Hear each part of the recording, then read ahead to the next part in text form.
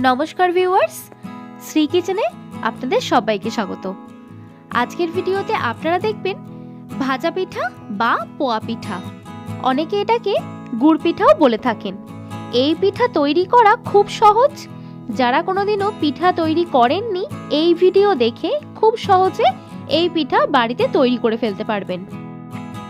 তাহলে চলুন অনেক টিপস সহ এই পিঠা তৈরি করার সহজ রেসিপিটা দেখে ফেলা যাক।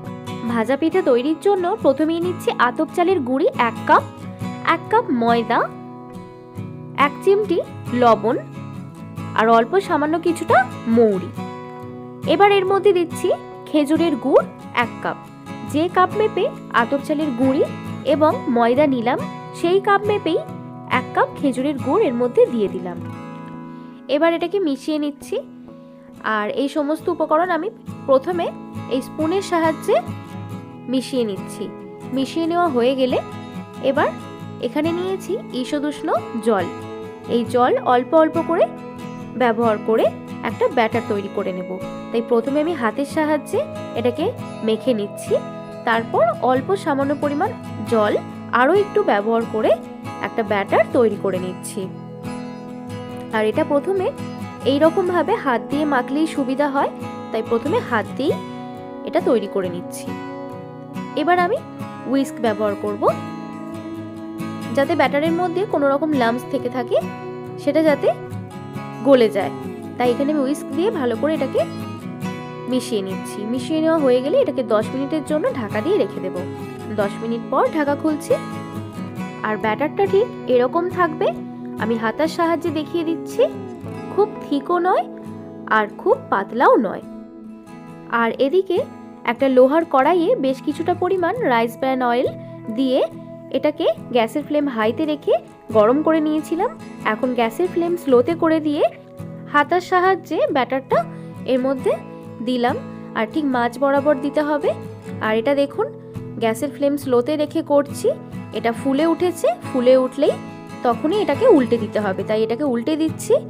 আর এটার মধ্যে দেখুন কালার চলে এসেছে।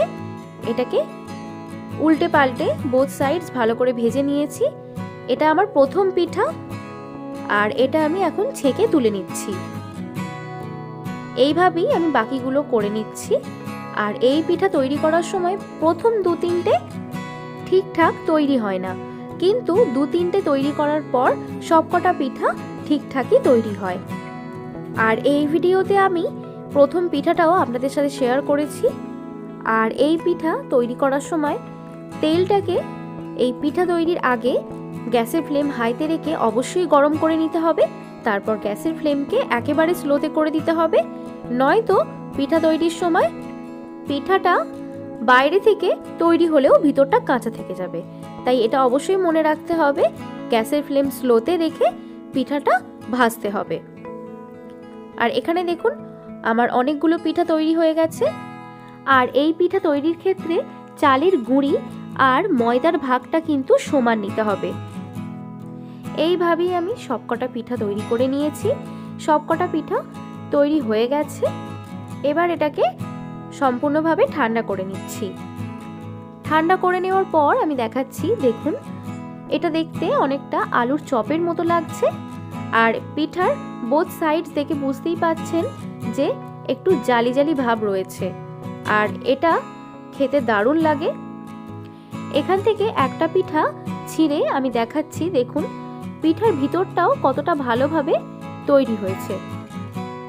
এই পিঠার রেসিপিটা যদি আপনাদের ভালো লেগে থাকে তাহলে অবশ্যই আপনারা বাড়িতে বানাবেন। আর আমাকে কমেন্টে অবশ্যই জানাবেন যে আপনাদের কেমন হয়েছিল। আর এই ভিডিওটা যদি আপনাদের ভালো লেগে থাকে তাহলে অবশ্যই লাইক শেয়ার করুন। আর আমার চ্যানেলে নতুন বন্ধু হলে চ্যানেলটি সাবস্ক্রাইব করার জন্য অনেক অনুরোধ রইল। আর এই ভিডিওটা দেখার জন্য আপনাদের সবাইকে অনেক অনেক ধন্যবাদ।